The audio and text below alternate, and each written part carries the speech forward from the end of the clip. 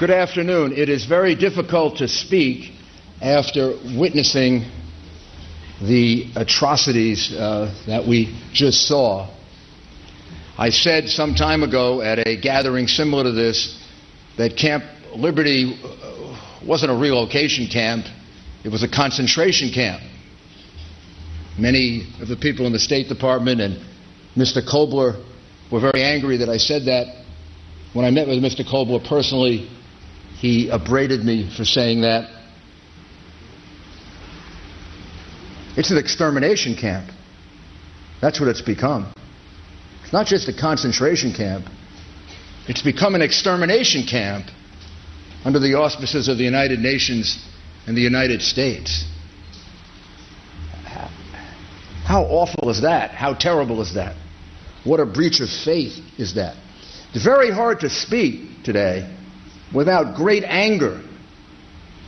Anger at Maliki, anger at Iran, anger at Kobler, anger at the United Nations, and yes, anger at my own government, my own State Department, that numerous times have promised these people protection just to sit back and not have the courage to even say a word when human beings are being exterminated under the auspices of the United Nations and the United States.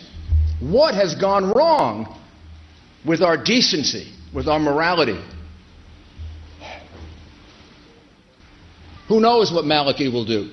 Who knows what the Ayatollahs and the mullahs will want him to do? So their safety and survival is paramount. But it's beyond that. We also are here at a time in which the safety and the survival and the security of certainly my country and our allies is in grave jeopardy with this agreement that has been reached, this interim agreement that's been reached with the Iranians to have nuclear enrichment curtailed. This is a very, very dangerous agreement. Iran was being crushed by the sanctions, by the isolation. That election in Iran that elected a so-called moderate came about, everyone believes, because of the effectiveness of the sanctions. The sanctions were crippling. The sanctions pushed Iran to do something it hadn't done in 5 or 6 or 7 or 8 years. Iran was desperate for an agreement and ready to make, I believe, substantial concessions. Please, when the history of this is written, people have to remember that this organization that Madame Rajavi runs, that many of you are part of and have supported, it wasn't just the sanctions that helped bring about this possibility of an agreement that could have been a valid one. It was the work of the MEK.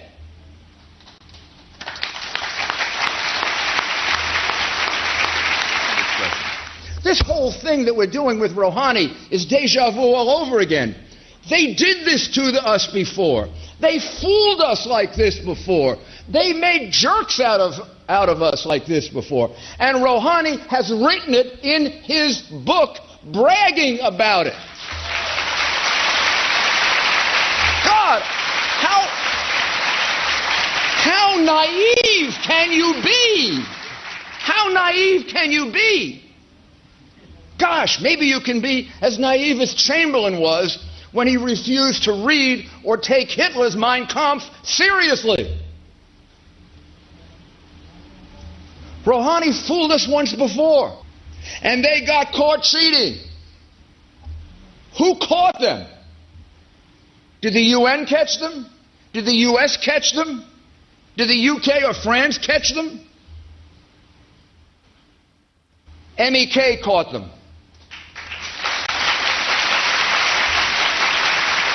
As the world was moving on in this romantic notion that we can negotiate with Iran, everything will be fine, let's sing a few songs and the nuclear weapons will disappear. It was your work that in August of 2002 revealed nuclear sites at Natanz and Iraq. You brought that knowledge to the world. that began to crush this phony act on the part of the Iranian regime. And then in 2005, you revealed a site in central Iran under a mountain, deep under a mountain in Fordo, that would allow Iran to enrich uranium and maybe be protected against bombings. It was your work, and I just mentioned two, it was your work that put the lie to what Iran was saying or doing. And Rouhani, in his book, in his memoirs, says that at least they got a couple of good years of fooling us. While we were thinking they weren't doing anything, they were moving straight ahead to becoming a nuclear power. So when you negotiate with someone who has cheated you before, someone who has fooled you before, there are certain things that you have to put into it to protect yourself. The first thing that shouldn't happen, we shouldn't link together, and I fear my government does this, negotiating with the Iranian regime and abandoning our promises to the people of Ashraf and liberty. These two things are not connected. But I believe in the mind of my government, I believe in the mind of my State Department, these two things are connected. They believe that if they fight too hard to help the people of liberty and Ashraf, it will undermine these negotiations. First of all, maybe it would be a good thing if we undermined these negotiations. Maybe it would be a good thing if these negotiations started to have some reality built into them. Maybe it would be a good thing if we stood up to Iran and we said, yes, we want you to be nuclear free. Yes, we are willing to make concessions, realistic ones, for nuclear freedom. No nuclear weapons in Iran. But I tell you what we're not going to do. We're not going to allow you to slaughter people that we promised to protect just to get some kind of possibly useless agreement. Maybe if we stood up to them, and maybe if we said, stop slaughtering innocent people in Iraq, stop slaughtering innocent people in Iran. And as you continue to do that, we will not speak to you. And if you continue to do that, you see those sanctions, we'll double them and we'll crush you. Maybe if we spoke to them like that, they would respect us. You do not become a supplicant to bullies. The history of the world is replete with examples of what happens to nations, even great ones, that become supplicants to bullies.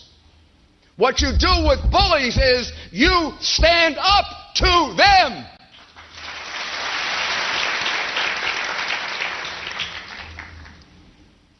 The people that we're speaking to at concentration camp, every single one of them has been given a promise by my country of protection in writing. To me, to the Americans who have worked so hard on this, some now for 3 and 4 and 5 years, our heart is broken that our country has in this regard become so dishonorable. I can't imagine why or how this is happening. This isn't a complicated question. These people have been promised protection. Over 100 of them have been killed. It is quite clear they're being killed by the Iraqis. You would have to be a fool to come to some other conclusion. And unfortunately, we seem to have some fools in our government. You would have to be even a bigger fool. You would have to be an even bigger fool not to realize this is being done on the orders of the mullahs and the ayatollahs. So, with that going on, what should we be doing? Should we be just ignoring it because of this agreement that appears to be a one-sided agreement helping only Iran? Or would it be a far better strategy Would we show more leverage? Would we get more control over Iran if we stood up for these people? If we showed we were a country that was strong enough to stand up irrespective of what the consequences are? If you really want to know what's going on inside Iran, you need a vital MEK in order to do that. And don't you think that right now, part of the effort to continue to pull the wool over our eyes is for Iran and Iraq, as their client state, to do everything that they can to destroy the power of the MEK so they can operate secretly in Iran, and when an agreement is reached, they will go ahead and enrich uranium, and no one, absolutely no one, will be able to get that information to us because the organization that did it before, they are attempting to destroy. It's in our interest to prevent that if we approached foreign policy and national security with common sense. If we approached it with a sense of how can we secure not just the safety of your people, but the safety of my people. So I conclude with 4 recommendations. First, and most important, we must uphold our promise. We must keep our promise. There's only one way to keep our promise. The one way to keep our promise is to send American planes to Iraq and take every one of those people who are, I believe, in line for being killed, put them on an airplane and bring them to the United States of America. And then maybe my country can have its honor back again. On the nuclear issue, if there ever is a final agreement, there must be inspections without notice. Third, under no circumstances should we accept the legitimacy of the Iranian regime. How can we? How can we? We cannot accept the legitimacy of a regime who, in the last 100 days, or let's say the first 100 days of the reformers' regime, has killed over 400 people. Wake up! And finally, America should recognize that there is a democratic alternative to the regime in Iran. It exists. It's real. It has enormous support. It's gained credibility by the blood of its martyrs. And that alternative is the MEK. Recognizing that will put tremendous pressure on the Iranian regime, and more important than the Iranian regime, it will give hope to the people of Iran who desperately need hope.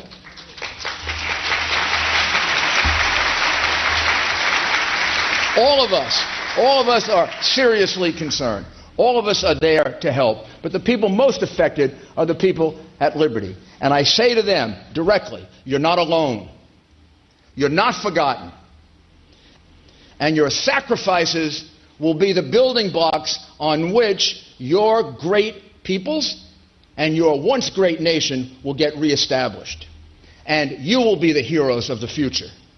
Under Madame Rajavi's leadership, I know that everything will be done to deliver you, and that the freedom you achieve for your people is going to happen. It's a long road, it's a dangerous road, it's a road that others have traveled. But when the idea of freedom is alive, when it has this kind of support, when it has a determined leader like Madame Rajavi, and when it has people who are willing to die for it, freedom prevails, and it will for Iran. Thank you, and God bless you.